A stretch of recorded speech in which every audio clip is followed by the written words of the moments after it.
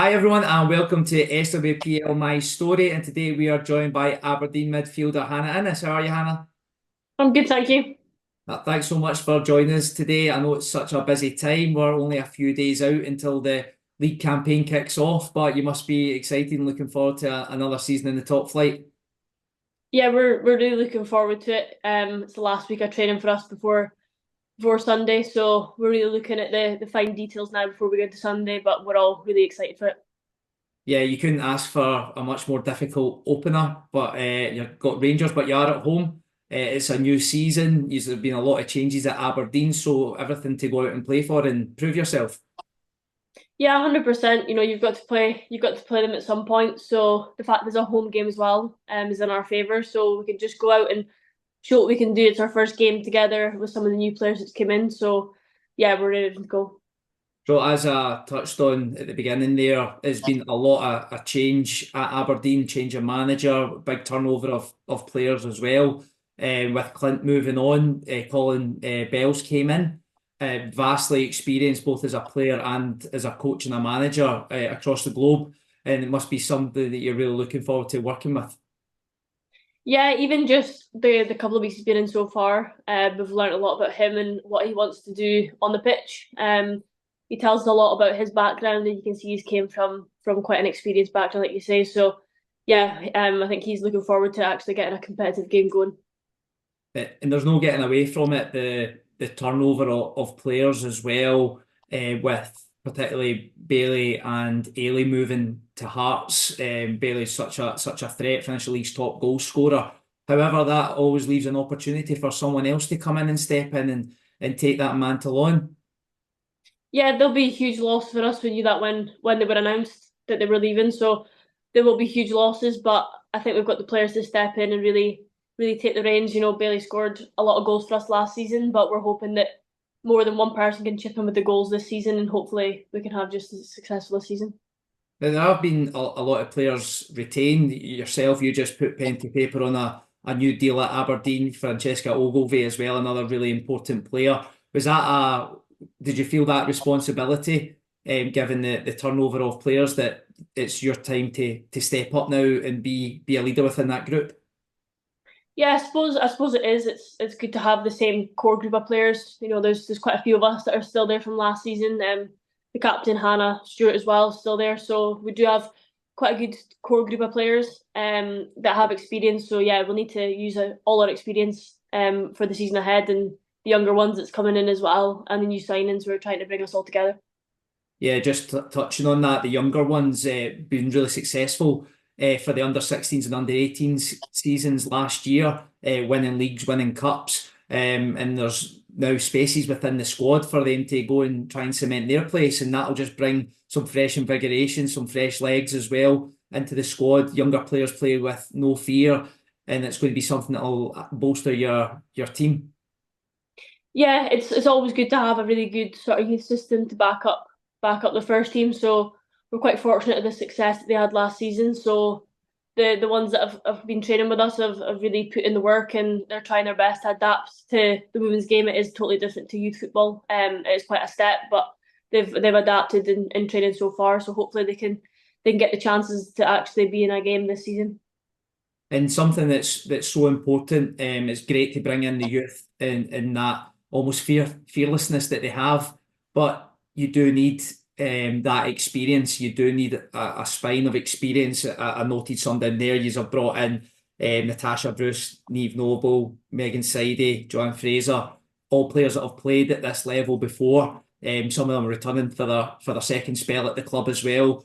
It's going to be so important that you get that blend right. Yeah, it's really important to have a sort of balance of youth with experience. Over the last couple of seasons, we've had probably quite a young squad. That's probably the same this season with a bit of youth coming in, but we do have the experience. Probably myself being one, even at only 22. I've been there for a couple of years. I've gained experience off previous players, so I'm hoping to do the same and replicate this season.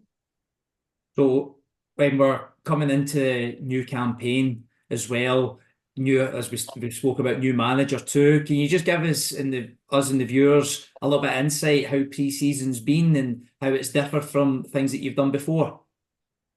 Yeah, it's been pretty intense since Collins came in. You know, he wants us to be as fit as we can, and we've got to be fit to compete with Rangers on the first day because they are a full-time team. So he's done what he can to get us as fit as we can. We've still got a couple of training sessions left before the season starts on Sunday. So it's been a lot of running, which is always dreaded, but you know it needs to happen as a player.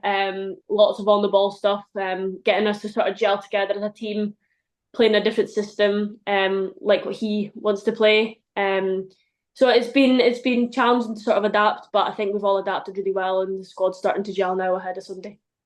Yeah, it's always a bit that player dread is pre-season, but the evidence is there on match day one when you can see how fit everyone is. And as you say, when you're going in, you're competing with full-time teams. Almost half the league is full-time now, which then makes it even more difficult for the part-time team. So you need to do all these extra little bits in the off season to make sure you're in the best possible place to then go out and compete. Yeah, we know there's not going to be an easy game in the league this season. Even the part-time teams like ourselves are starting to ramp it up to try and compete because that's what you've got to do if you want to push for the top six, which will be our aim this season to obviously push as high as we can to stay clear of the relegation. But yeah, we've really got to try our best to sort of be as fit as we can to challenge the top 4 or 5 teams in the league. Absolutely, and I know most of the league will be doing the same, but looking at Partick Thistle as the example, and they've been there and done it over the last couple of seasons. They really ran Hearts and Hibs close, who were both full time last year, just fell away a little bit at the end. But it shows that you can compete as a part time player, but it just probably even more so the commitment from players like yourself that you're having to do the extra, you've got jobs or studying, and you have to go out your way on top of your training that you're already doing to be match ready. Yeah, we've got to do what we can to sort of compete with the top teams. Like you say, Partick have made the step up in the last couple of seasons, so we're hoping to sort of do the same this season. Sort of a change over a squad, like we've mentioned. So it's going to be challenging, but we're up for the challenge on Sunday. And what are the overall aims? I know you just alluded to it there, but is top six the main target, and then just see where you go from there? Yeah, I think top six is always our target for the last couple of seasons. It's been our target, so you want to push as high as you can. Obviously to better last season's points total would be an added bonus. We got picked up quite a few points last season, more than the season before, so we're hoping to just build on that season upon season, and we never know where we might be. So earlier on this week, it was the SWPL league launch. You were there representing Aberdeen. I think it's great that they've continued to do this over the last few seasons and really puts a marker down for the commitment that the league has shown to continue to grow our women's game. You just kind of talk us through what happened on the day and what was involved. Yeah, it was a really good event. They had players from both SWPL 1 and 2 there, so there was one players from each team.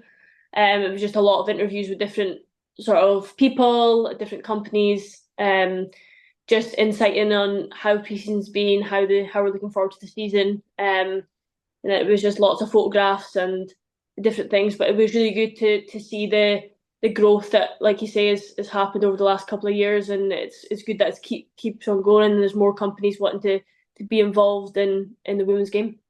No, absolutely, and it's that investment that's key. It's probably something that's not really discussed that much, but it is so important. We don't want it to come down to money, but ultimately, we're probably at a point where it needs to be talked about seriously as to how teams such as your Aberdeens, your Montrose, your Dundee Uniteds are going to bridge that gap. Because what we don't want is our league to turn into essentially two leagues when you've got five full-time teams at the top and then everyone else fighting it out because they just don't have the financial means to compete. But showing that commitment and the sponsorship that gets brought in by the league and then disseminated amongst the clubs to then use, and whether it's to improve training facilities, to bring in players, to help with wages or expenses, it's every penny counts.